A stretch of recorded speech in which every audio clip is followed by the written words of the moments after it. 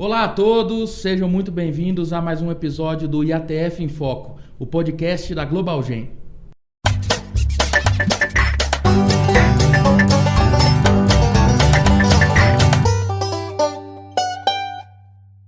Olá pessoal, sou Carlos Consentini, coordenador técnico da GlobalGen. Estamos aqui para mais um episódio do IATF em Foco, o podcast da GlobalGen. Hoje com convidados muito especiais. Estou aqui hoje com o gerente técnico, meu amigo Alexandre Prata, para ser o co-host desse nosso podcast. Prata, seja muito bem-vindo. Muito obrigado, Carlos. Pessoal, sejam bem-vindos, como o Carlos disse. Novamente é um prazer enorme estar participando aqui do IATF em Foco. E hoje, um dia especial onde a gente vai discutir bastante aí sobre o nosso convidado especial, que o pessoal aí logo já vai conhecer. Exatamente, pessoal. Esse convidado com certeza tem muita história para contar para nós e a gente aprender bastante com ele. Nós vamos conversar hoje aqui com Ricardo Viacavo, Cadão, CEO da marca CV Nelore Mocho. Ele que é conselheiro da NCP também. Tem uma vasta experiência aí com a criação de Nelore em si, com o mercado. Tenho certeza, Cadão, que você vai bater um papo muito legal com a gente. Obrigado por ter aceitado o convite. Eu que agradeço a oportunidade de estar aqui batendo esse papo com vocês, uma honra. GlobalGen, que tem estado do nosso lado lá, uma parceira de aprendizado, de trabalho, né? E poder trocar um pouco de experiência. São 39 anos já de trabalho aí com seleção e melhoramento genético de Nelore Mocho. Mas sempre aprendendo, sempre buscando evoluir. Né? Porque o negócio não para, né? Igual andar de bicicleta. Se você parar de pedalar, você fica para trás. Né? Então, a gente tem que estar sempre buscando novidades aí. Bom demais, Cadão. E a primeira pergunta que eu ia fazer aqui, Prata, é há quanto tempo a Fazenda, se as fazendas, a marca existe, né? Se você puder contar um pouquinho como ela surgiu, né? E claro, a história da família e da marca CV. A gente tem, já na criação de Nelore Mocho, são 39 anos, né? Começou em 1986. Né? Meu pai, através da amizade, do companheirismo lá com o Ovídio Carlos Brito, né? Que era da marca OB, se entusiasmou aí na criação de gado de corte, já tinha feito uma passagem pela plantação de café, gado leiteiro, e aí fomos para o corte. Nessa estamos há quase 40 anos. Nessa seleção, eu me lembro que eu era garoto, tinha 10 anos, estava ali na fazenda quando chegaram as primeiras matrizes, né? Naquele tempo era tudo muito difícil, né? Não tinha muitas ferramentas para fazer seleção, né? Então, hoje em dia eu vejo que a velocidade da pecuária é outra, né? A gente caminha em outro ritmo, né? Então, nesses anos aí de seleção, tivemos a sorte de conhecer logo no início, né, da nossa criação, nasceram os programas de melhoramento genético. Então, nós acho que há 35 anos, já fazendo parte do programa da NCP, estava surgindo ainda dentro da universidade, né, da faculdade lá de Ribeirão Preto, da USP, estava surgindo essa coisa da avaliação genética e tal. Então a gente conseguiu ter um norte, né? Porque naquele tempo a ferramenta de seleção era o olho apenas. Sim. E a pista de julgamento.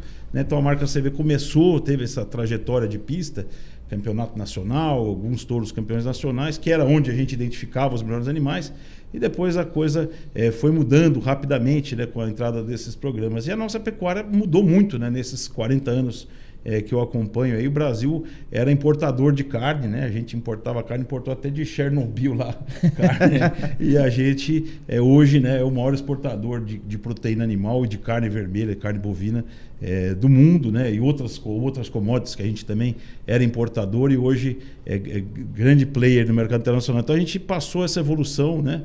Viu a inseminação artificial crescer, surgir, depois a transferência de embrião, depois do lado da genética, o surgimento da genômica e a capacidade computacional aumentando e os programas de melhoramento ficando mais robustos. Depois a IATF, que também foi uma grande revolução.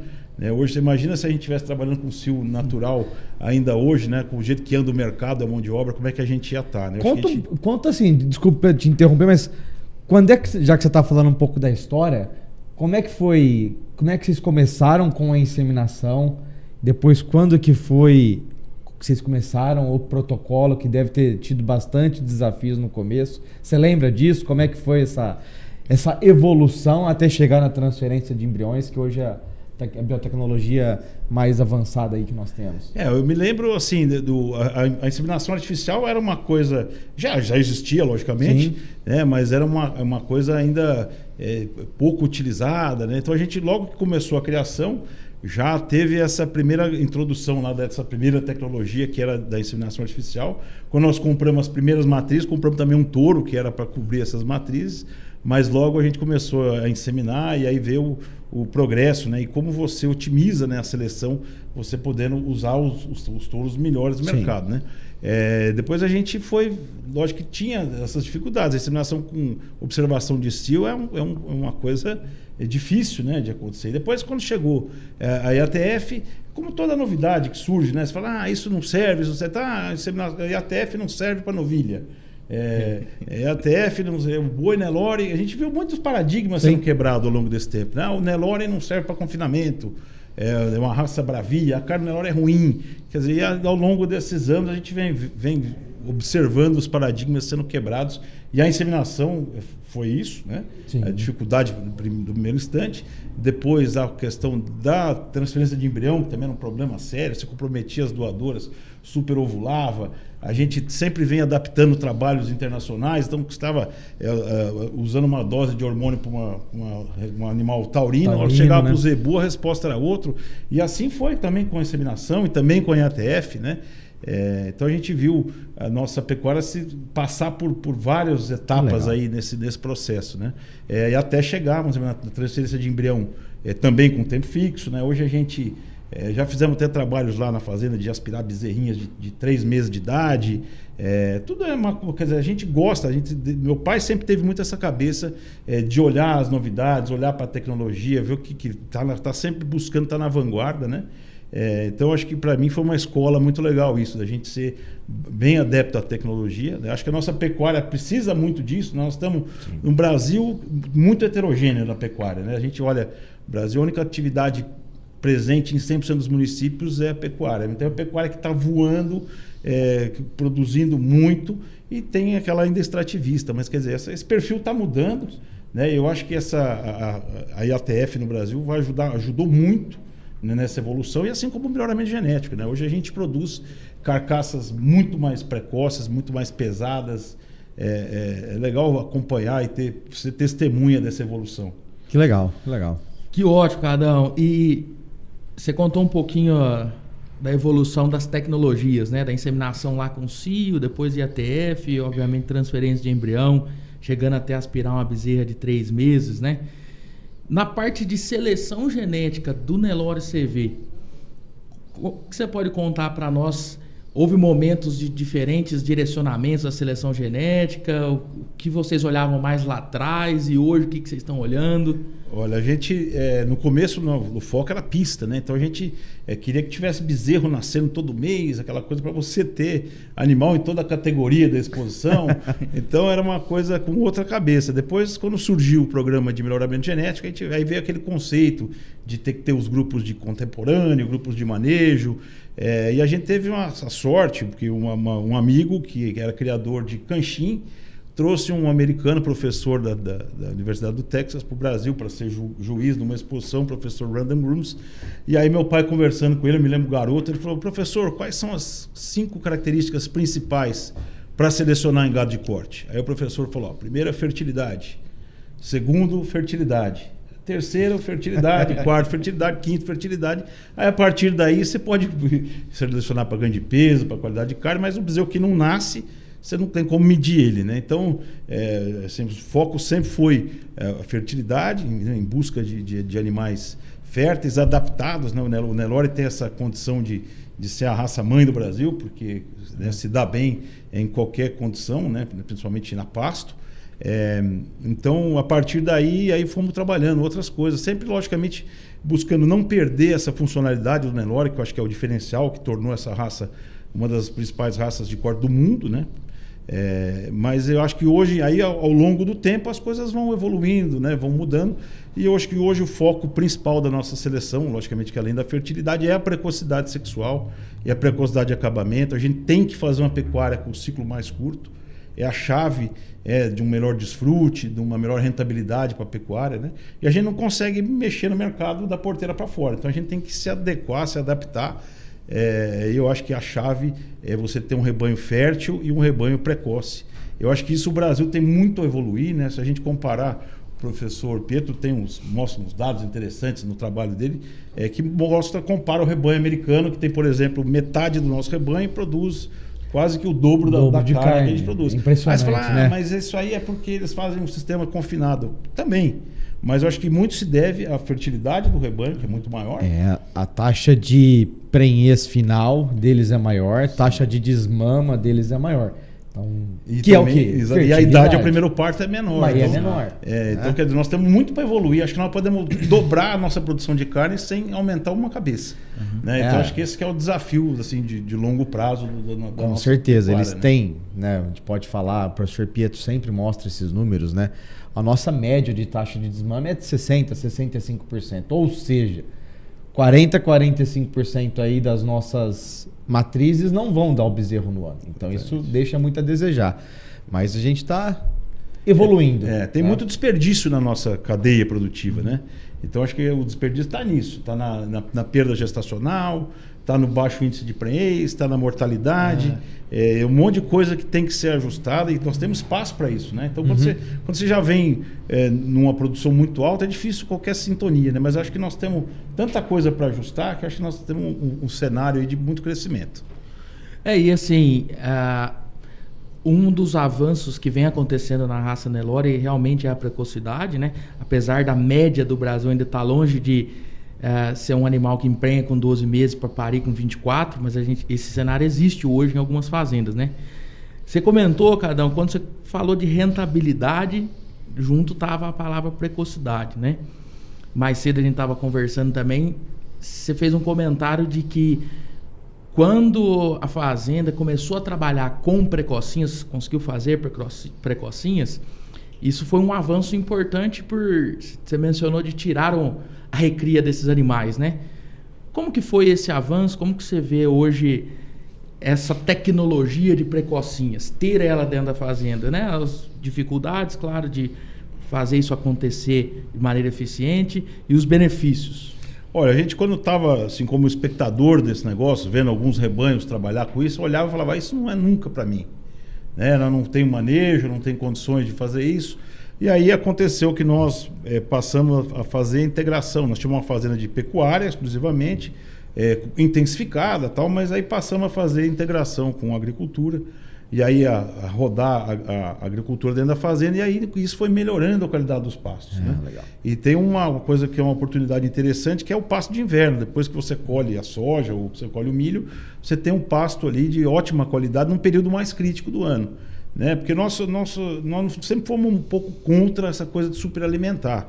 Porque nós estamos fazendo uma seleção genética que tem que ser numa realidade da pecuária nacional. Adaptado ao nosso meio. Exatamente. Não adianta você identificar um touro aqui extraordinário, mas num ambiente super favorecido. Então, dentro desse objetivo de selecionar animais a pasto, a gente começou a ter um bom desempenho das novilhas a pasto e aí começou a desafiar elas. Então, isso realmente foi uma virada de chave muito importante, que a gente conseguiu ver que você...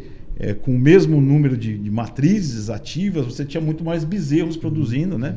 Porque você não tinha aquela novilha que ficava esperando ali 2 anos para entrar em estação de monta. Então, até que eu acho que não é uma característica fácil, o manejo é complicado, é delicado.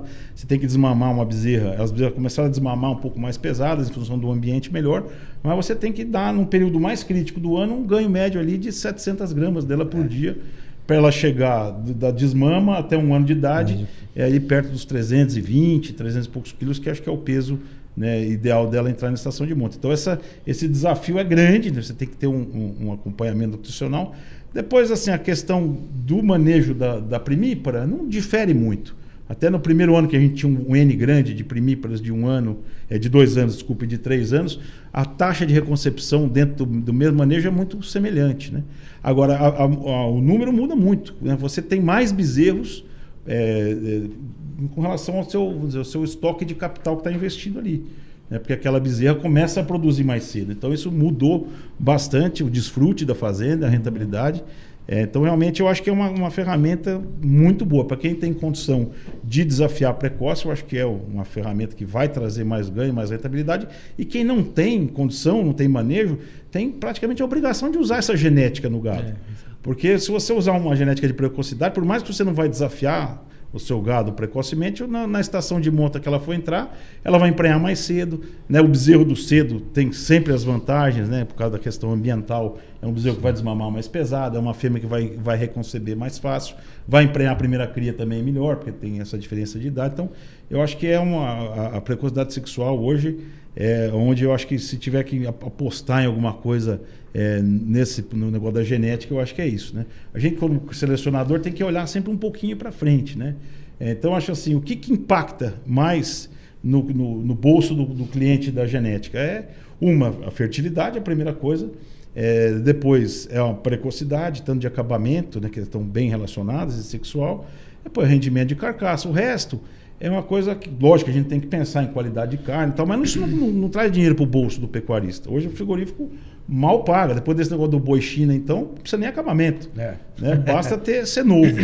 Então, quer dizer, o mercado muda, você tem que estar atento às tendências e tal, mas eu acho que o que traz mais dinheiro para o bolso do criador é fertilidade, precocidade e, logicamente, peso e acabamento, nessa sequência. Ô Cadão, mantendo ainda o assunto nas precocinhas, para o pessoal que está assistindo a gente falou da importância de ter essa categoria animal na fazenda. Mas quais foram os principais desafios que vocês encontraram? Porque nem tudo é mil maravilhas, correto? Sem dúvida. O que vocês enfrentaram? O que você pode passar de experiência para o pessoal, para eles entenderem que também tem aí os percalços, né, dentro da fazenda, que acho que é importante também para o pessoal entender uma realidade, né? Claro. A gente tem, assim, eu acho que o primeiro desafio é esse ganho de peso da desmama até 1 ano de idade, né? Isso aí, se você conseguir fazer isso com o menor custo possível, o menor custo é a pasto. Sim. Mas chega uma hora que não dá, você tem que suplementar. Você pode, eventualmente, faz sequestro. Lá na fazenda a gente tem esse planejamento forrageiro para ter oferta de comida para elas, né? Então esse é o primeiro ponto. O segundo ponto é que depois que ela emprenhou também, você não pode abandonar ela, né? Porque isso é importante, ela está crescendo, né? Ela ela está crescendo, ela está gerando um bezerro, e ela também tem que ter caixa para parir, né? Então, por exemplo, o Nelore investiu muito em desempenho, né, nos últimos anos, e acabou perdendo um pouco da facilidade de parto, né? Aumentou muito o peso ao nascimento. Então, outra atenção grande que tem que ser dada é essa questão de usar touros que vão dar bezerros com peso a nascer baixo, né? A NCP agora, ano passado, lançou uma DEP para facilidade de parto. A gente está começando a aprender a usar essa DEP, acho que vai ajudar muito. E aí tem a questão também de estratégia nutricional. Não adianta nada você chegar no final da gestação e apertar a comida, porque você vai piorar a situação, né? Você vai fazer o feto crescer mais. Então você tem que pensar tudo com um pouco de antecedência. E a questão, logicamente, da reconcepção da primípara, que é um cuidado, né? Uma categoria de cuidado, mesmo que se ela pare a primeira cria aos 3 anos de idade, é uma categoria que requer. Então a gente lá na fazenda costuma manter os lotes separados até a segunda cria. A gente tem conseguido manter, dar preferência para os melhores pastos e tal, faz uma estratégia nutricional quando precisa. Então acho que esses são os desafios. Uma vez a gente, aqui num encontro do concorrente da Global Gen, tinha um professor americano falando em um grupo de veterinários e criadores, pessoal mexendo com o negócio de precocidade, e ele falou: eu aposto que vocês escutam 3 coisas. Uma, que a fêmea não vai crescer, outra, que ela não vai reconceber, e outra, que ela vai desmamar mais leve. Isso a gente ouvia nos Estados Unidos em 1800 e não sei o quê. Eu falei, puta, nós estamos atrasados para burro, né? Então, e realmente tem esse paradigma. Lógico, ela vai desmamar um pouco mais leve o bezerro, mas proporcional ao peso dela, é uma taxa de desmame muito maior do que numa vaca mais pesada, né? Então, e ela não deixa de crescer, ela pode até, acho que talvez mude um pouco a curva de crescimento, mas também nós não precisamos buscar fêmeas muito grandes. A fêmea grande come mais, taxa metabólica maior, ela é um animal menos eficiente. Então, eu acho que o equilíbrio é tudo. Eu acho que o ambiente que você seleciona acaba trabalhando a favor disso, né? Você não consegue fazer um gado gigantesco se você não der ambiente. Então, essa seleção a pasto acaba que, por mais que você fique tentado às vezes a usar animais de alto desempenho, alto índice, o ambiente limita um pouco. te ajuda nessa seleção, né, de ter animais ali. Eu acho que a virtude está no meio, animais equilibrados e tal. Então, eu acho legal. E ter uma visão holística do sistema, que nem você comentou, né? Ter a genética para precocidade e trabalhar selecionando para essa característica vai ajudar lá na frente. Em algum momento você vai fazer a precocinha. E ela envolve manejo nutricional, peso, desmame. Época de parição, acho que é super importante. Você comentou dos bezerros do cedo, né? Nas análises que a gente faz, a precocinha que é do cedo, ela quem entrega a prenhez final. Aquelas 25% que ainda existem, que são ali ou do tarde, elas não entregam tanta prenhez final como as bezerras nascidas no cedo, né? Então é um conjunto de fatores, né? Eu queria que você comentasse, cada um caminhando para o nosso finalmente aqui. Claro que a turma sempre quer saber o que é feito durante a estação de monta nos convidados, né? Por exemplo, lá na Nelore CV. Como hoje é a estação de monta na fazenda, como que vocês trabalham as precocinhas em si? Não só elas, as vacas também, né? Sim. Desde o período da estação de monta, o que vocês conseguem entregar em período de estação de monta hoje? Quantas ETFs fazem? O que é o manejo feito hoje? Olha, a gente ainda trabalha com uma estação de 120 dias, né? Eu acho que o ideal seria conseguir encurtar, mas nós estamos numa região bem desafiadora, no oeste de São Paulo, uma região muito arenosa e de clima bem complexo, chove pouco. Então a gente ainda não conseguiu fazer uma estação mais curta. A gente trabalha com 120 dias. Antigamente a gente tinha aquela estratégia de deixar a precocinha mais para o meio da estação, para você depois ter uma janela menor dela aberta ali quando primir, mas abolimos essa estratégia. Então a gente entra com vacas e as precocinhas todas no princípio da estação, que para a gente lá é novembro. A gente tem trabalhado, esse ano tinha um resultado extraordinário fazendo a indução, né, de cio nas bezerras precoce, então elas entram em estação de monta ali de 10 a 14 meses de idade. A gente não faz a parte, não tira refúgio, só realmente animal que é defeito e animal que nascido ali, às vezes fora de estação, que não entra, mas a gente desafia 100% das bezerras. Até não sei se a conta mais econômica se fosse essa, no caso, mas como a gente trabalha com seleção, sim, a gente procura dar a mesma oportunidade para todo mundo, para identificar ali realmente o diferencial genético, né? Então a gente trabalha nas precocinhas com 3 IATFs, né? E nas vacas a gente costuma fazer 2 IATF e repasse com touro. A gente tem adotado estratégias um pouco diferentes. Às vezes, esse ano fizemos lá um DG com 26 dias para tentar encurtar um pouco aquelas vacas do final de estação. Mas basicamente é isso. Nas precocinhas a gente trabalha com 3 IATFs e nas vacas 2 IATF e o repasse com touro. Legal, legal. Acho que também é legal ele falar, né, o que a Nelore CV oferta para o mercado, né? O que vocês têm de genética a oferecer? Como é que vocês trabalham no ano essa venda de genética? Como é que funciona? Para o pessoal que está assistindo a gente conhecer mais. Lógico, obrigado pela oportunidade. Opa, sempre tem que ter. Na verdade, assim, eu acho que a pecuária não existe sem esse tripé da nutrição, da sanidade e a genética, né? Agora, o investimento em genética, eu acredito que é o que você tem um resultado, um retorno de curto prazo, que já é a produção dos primeiros bezerros, e um investimento de longo prazo, que é que você vai consolidando uma genética melhor no seu rebanho, né? A marca CV comercializa atualmente aí 600, 700 reprodutores por ano, está ali no ranking da DBO entre os maiores vendedores de touro Nelore do Brasil, o maior de mocho, né? E a gente faz a nossa venda através de leilões próprios da marca, na nossa fazenda, aqui na região de Presidente Epitácio, mas entrega animal no Brasil inteiro. E também a gente tem bastante animais, touros em centrais de inseminação. Ah, né? Legal. Então temos aí parceria com as principais centrais. A marca CV também comercializa bastante sêmen, mas o foco realmente é a venda de reprodutores e matrizes, com essa diferencial, né, do mocho, né, que eu acho que é uma tendência mundial. Sim. As raças. Primeiro você só tinha o Aberdeen, que era uma raça mocha de origem e tal. E hoje você tem diversas raças. Tem o Hereford, tem o Charolais, diversas raças que foram buscando produzir animais mochos. Então a gente acredita que o Nelore é a principal raça do Brasil e o mocho é um diferencial. Né? Você tem animais, manejo melhor. Então realmente a gente acredita muito no mocho e tem trabalhado. A gente abre muito pedigree, tem diversas opções de linhagem de Nelore, com uma característica mocha. Então esse é o nosso foco, produzir animais mochos que vão produzir a campo, a pasto e trazer rentabilidade para quem investe na genética. Que legal, é bom saber, o pessoal ficar atento. Então são mais de quase 700 touros por ano e quase, você me falou, acho que hoje ao redor de 20 touros em Central. Exatamente, touros estão em catálogo. Tem hoje, muita oportunidade para ter genética CV aí.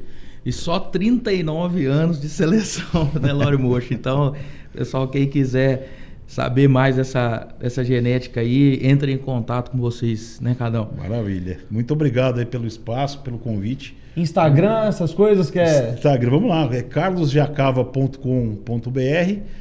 O Instagram é CV Nelore Mocho. Se puder seguir a gente lá, vai ser um prazer. Aí a gente pode continuar aí contando um pouco da nossa história. Legal. Bom demais. Prata, mensagens finais? Bom, acho que é isso aí. Agradecer ao Cadão aí pela presença com a gente em abrilhantar nosso podcast. Muito obrigado por ter aceitado o nosso convite. Espero que o pessoal tenha gostado. E aí, continue acompanhando a Global Gin nas redes sociais. Cadão, alguma mensagem final aí, arestas? Só agradecer o convite, a parceria da Global Gin. E o recado para o nosso amigo pecuarista que está ali inseguro, indeciso. Eu acho que o panorama para a nossa pecuária é muito bom, né? A gente passa os ciclos difíceis, acho que a gente está saindo de um. Então a mensagem é de otimismo, cara. Eu acredito muito na pecuária e eu acho que tem muito espaço para a gente melhorar a rentabilidade e crescer ainda mais. Show de bola. Muito obrigado pela sua participação aqui, pela dedicar esse tempo ao nosso podcast, pela confiança no trabalho da Global Gin. Obrigado mesmo. Pessoal, o recado foi dado. Precocidade, fertilidade no rebanho vai pagar a conta lá na frente. É mais prenhez final, é mais bezerro desmamado lá na frente, é mais dinheiro no bolso, né? Ficou o recado do Cadão aí. Muito obrigado e acompanhe o nosso podcast, nossas redes sociais para mais episódios e informações.